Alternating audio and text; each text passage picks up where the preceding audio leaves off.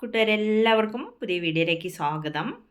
ഇന്ന് നമുക്ക് നല്ലൊരു സാമ്പാർ തയ്യാറാക്കിയെടുക്കാം. തേങ്ങയൊന്നും വറുത്തരയ്ക്കാതെ വളരെ പെട്ടെന്ന് തന്നെ തയ്യാറാക്കിയെടുക്കാൻ പറ്റുന്ന ഒരു അടിപൊളി സാമ്പാറാണ് കേട്ടോ. ഇഡ്ഡലിക്കും ചോറിനും ഒക്കെ ഇത് ഒഴിച്ചു കൂട്ടാൻ അടിപൊളി ടേസ്റ്റാണ്.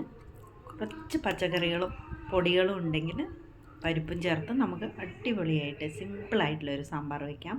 ഓരോ നാട്ടിലും ഓരോ തരത്തിലാണല്ലേ സാമ്പാർ വയ്ക്കാറ്. എല്ലാവരും വീഡിയോ ഒന്ന് കണ്ടിട്ട് അഭിപ്രായം കൂടി പറയണം കേട്ടോ.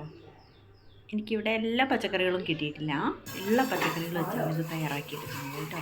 ഒരു കിഴങ്ങ് കട്ട് ചെയ്ത് വെച്ചിട്ടുണ്ട്, പിന്നെ കുമ്പളങ്ങയും ക്യാരറ്റും തക്കാളിയും വഴുതനങ്ങയും കുറച്ച് പച്ചമുളകും പടവലങ്ങയുടെ ഒരു കഷ്ണം വൈങ്ങക്കായും പിന്നെ വെണ്ടയ്ക്കയാണ് കഴുകിയിട്ടിരിക്കുന്നത്. പിന്നെ ഒരു സവാളയും കട്ട് ചെയ്തിട്ടുണ്ട്. ചെറിയുള്ളി ചേർത്താലും സൂപ്പറാണ് കേട്ടോ.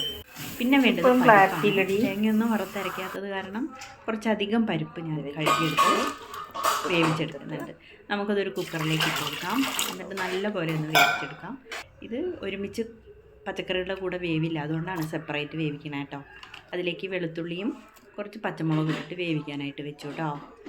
ഇനി നമുക്ക് ഒരു കടായിലേക്ക് പച്ചക്കറികളെല്ലാം ഇട്ട് കൊടുക്കാം. വെണ്ടയ്ക്ക് ചേർക്കണ്ട കേട്ടോ. ഇനി അതിലേക്ക് സാമ്പാർ പൊടിയാണ് ചേർക്കണേ. ഒരു വലിയ സ്പൂൺ സാമ്പാർ പൊടി ചേർത്തു, അല്പം മഞ്ഞൾപ്പൊടിയും പിന്നെ പാകത്തിന് ഉപ്പും കൂടി ചേർത്തു കേട്ടോ. പാകത്തിനൊന്നല്ല, ഇത്തിരി കൂടിയാലും കുഴപ്പമില്ല, നമുക്കത് പരിപ്പൊക്കെ ചേർക്കുമ്പോൾ കറക്റ്റായിരിക്കും. ഉപ്പും കൂടി ചേർത്ത് കൊടുത്തിട്ട് പിന്നെ എരിവിന് ആവശ്യത്തിനുള്ള മുളക് പൊടി, നല്ല എരിവുള്ള മുളക് പൊടിയാണ് കേട്ടോ ചേർക്കുന്നത്. കറിക്ക് ഇത്തിരി എരിവ് അപ്പോഴാണ് ടേസ്റ്റ് ഉണ്ടാവുക. അല്പം മല്ലിപ്പൊടി ചേർത്തിട്ടുണ്ട് കേട്ടോ, അത് വീഡിയോയിൽ വിട്ടുപോയി. കുറച്ച് കറിവേപ്പിലെല്ലാം ചേർത്ത് കഷ്ണങ്ങൾ വേവാൻ പാകത്തിനുള്ള വെള്ളം ഒഴിച്ചു കൊടുത്തേ, കൂടുതലൊന്നും ഒഴിക്കണ്ട കേട്ടോ. പിന്നെ നമ്മൾ പരിപ്പൊക്കെ വേവിച്ചൊക്കെ ചേർക്കുമ്പോൾ ഗ്രേവി കറക്റ്റാക്കിയാൽ മതി. ഇപ്പോൾ നമുക്ക് പച്ചക്കറികൾ നന്നായിട്ടൊന്ന് വേവാനുള്ള വെള്ളം ഒഴിച്ചു കൊടുത്ത് അടച്ച് വെച്ചൊന്ന് വേവിക്കാം. എല്ലാവരും വീഡിയോ ലൈക്ക് ചെയ്ത് കാണണം കേട്ടോ. അഭിപ്രായം കൂടി പറയണേ. ഈ സമയം നമ്മൾ മാറ്റി വെച്ചിട്ടില്ലേ വെണ്ടയ്ക്ക, വെണ്ടയ്ക്ക ഒന്ന് വഴറ്റി ചേർക്കാം കേട്ടോ. വെളിച്ചെണ്ണയിൽ അതിൻ്റെ വഴുവഴുപ്പൊക്കെ ഒന്ന് മാറ്റിയിട്ട് ചേർക്കണം. എല്ലാവരും ഇങ്ങനെയൊക്കെ ആയിരിക്കില്ലേ, ഒരുമിച്ച് ഇട്ട് കഴിഞ്ഞാൽ വഴുവഴുപ്പാണെന്നല്ലേ പറയുന്നത്. അപ്പോൾ ഒന്ന് വഴറ്റിയെടുക്കാം. കൂടുതലങ്ങ് നോക്കിയിട്ടില്ല, ഞാൻ കറിയിലിട്ടിട്ട് ഒന്നുകൂടി ഒന്ന് തിളപ്പിച്ചെടുക്കാനാണ് കേട്ടോ. ഇത്രേ ചെയ്തിട്ടുള്ളൂ. അപ്പോഴേക്കും കറിയിലെ വെള്ളമൊക്കെ വറ്റി പച്ചക്കറികളൊക്കെ വെന്തിട്ടുണ്ടേ. ഒന്നും കൂടി ഒന്ന് ആവട്ടെ, ഒന്നും കൂടി തിളച്ചാവണം. പാകത്തിന് വെന്തൊന്നും കലങ്ങിയിട്ടൊന്നുമില്ല.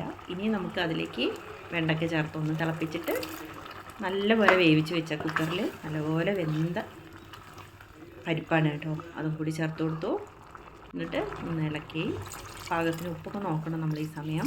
ഇനി ഗ്രേവിക്ക് ആവശ്യമുള്ള ചൂടുവെള്ളം കൂടിയാണ് ഒഴിച്ചു കൊടുക്കണം കേട്ടോ. നമ്മൾ തേങ്ങയൊന്നും ചേർക്കണില്ല എന്ന് പറഞ്ഞില്ലേ, അപ്പോൾ ഇത്തിരി ഗ്രേവിയൊക്കെ വേണമെങ്കിൽ അത് നോക്കിയിട്ട് ചെയ്യാം. പിന്നെ വേണമെങ്കിൽ പച്ചക്കറി ഇത്തിരി ഉടച്ചൊക്കെ കൊടുക്കാം, കിഴങ്ങൊക്കെ, അപ്പോൾ ഒന്ന് കുറുകി വന്നോളും. ഞാൻ ഒന്ന് രണ്ടെണ്ണമൊക്കെ ഉടച്ചു കൊടുത്തിട്ടുണ്ട് കേട്ടോ. ഇനി നമുക്ക് പാകത്തിന് ഉപ്പൊക്കെ ചേർത്തിട്ട് ഒന്ന് അടച്ചു വയ്ക്കാം. ഇടയ്ക്കിടയ്ക്ക് ഒന്ന് ഇളക്കി കൊടുത്ത് നോക്കണം കേട്ടോ. എന്നിട്ട് പാകമുണ്ടോ എന്നൊക്കെ നോക്കണം. നല്ലപോലെ തിളച്ച് കുറുകി വന്നിട്ടുണ്ട്. ഈ സമയം നമുക്കതിലേക്ക് കായത്തിൻ്റെ പൊടി ചേർത്ത് കൊടുക്കാം കേട്ടോ. കറിക്കായല്ലേ, അത് കഷ്ണം വറുത്തിട്ട് പൊടിച്ചു വിടാം. എൻ്റെ കയ്യിലിപ്പോൾ പൊടിക്കായുള്ള കാരണം അതാണ് കേട്ടോ ചേർത്ത് കൊടുത്തിട്ടുള്ളത്. ഒരല്പം ചേർത്ത് കൊടുത്തു. അത് വീഡിയോയിൽ കാണുന്നില്ല അല്ലേ, ഇട്ടിട്ടുണ്ട് കേട്ടോ. നന്നായിട്ടൊന്ന് തിളച്ച് വന്നിട്ടുണ്ട്. നോക്കുക, കാണുമ്പോൾ തന്നെ നല്ല രസമുണ്ട് അല്ലേ, നല്ല ടേസ്റ്റാണ് കേട്ടോ. സിമ്പിളാണ്, നമുക്ക് മടുക്കൊന്നുമില്ല, എത്ര വേണമെങ്കിലും കഴിക്കാം. തേങ്ങയൊന്നും വെളിച്ചെണ്ണയും ഒന്നും അധികം ചേർത്തിട്ടില്ലല്ലോ. നമുക്ക് അടിപൊളി കറിയാണ്.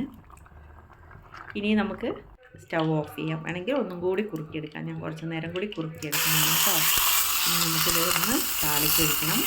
കടുകും വറ്റൽമുളകും ചെറിയുള്ളിയും കൂടി മൂപ്പിച്ച് കറിവേപ്പില നന്നായിട്ട് ചേർത്ത് വെളിച്ചെണ്ണയിൽ തന്നെ മൂപ്പിച്ചെടുത്ത് ചേർത്താം.